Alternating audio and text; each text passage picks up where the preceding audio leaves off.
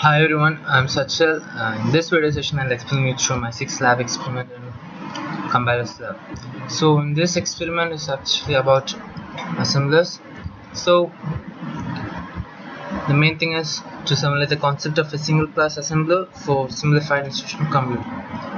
So what's an assembler? So assembler is actually nothing but which will translate the assembly code language program to a machine understandable machine language program, which is actually the object code.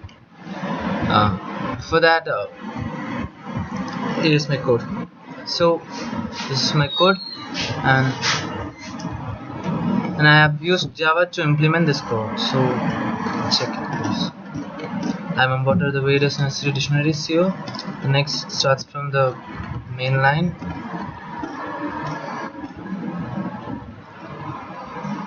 The main process in this thing is that I have added the informations, the necessary input codes in a different file externally and not within here, and then I have other file which contains additional information for the program, which is also given externally, and other than that I have few things to do. For assembler, these are the various instructions.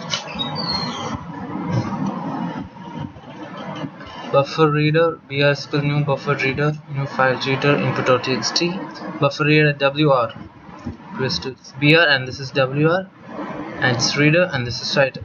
Okay. Now string, line, title, everything will be differentiated and indicated with this one, the double quotes, and now the line starts. Soon after when it starts, it displays start, and when it's supposed to end, it displays end. So this is what's happening between integer.parse. This one will just split off the contents to integers and stored in somewhere in start, and if its length is only if it's equal to 3, it happens. So we are now continuing to the next thing.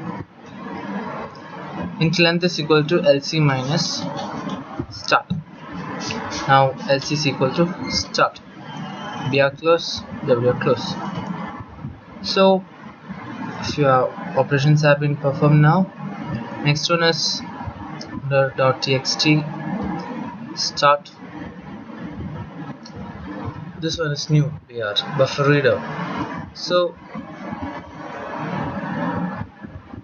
this is it. To extra string start, to extra string length. All these decisions have been, this is nothing but changing into opcode, which includes the beginning. We'll find out which, like, if it's of immediate addressing type or direct or indirect, or what type of addressing type it is. Then we'll find the necessary object codes for that. Object code should be written in another format, which consists of header H for the header line, and the starting address, ending address, and the converted addressing codes. Yeah, and for each line. For heading, it starts with H, and for the rest of the body it's for T, and for ending it's E. So that is our code, and this symbol is used to indicate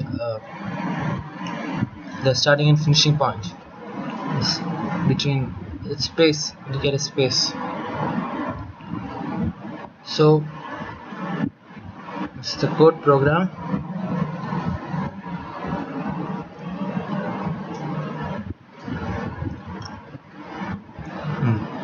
Okay.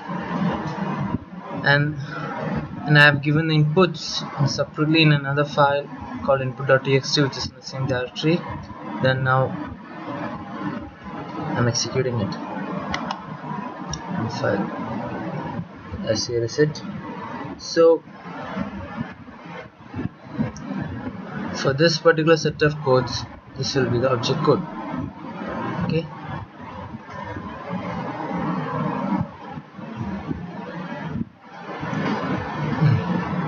So it's starting with copy, starting address is 1000, and sending with E end. and which is again starting from 1000. Yes, yes.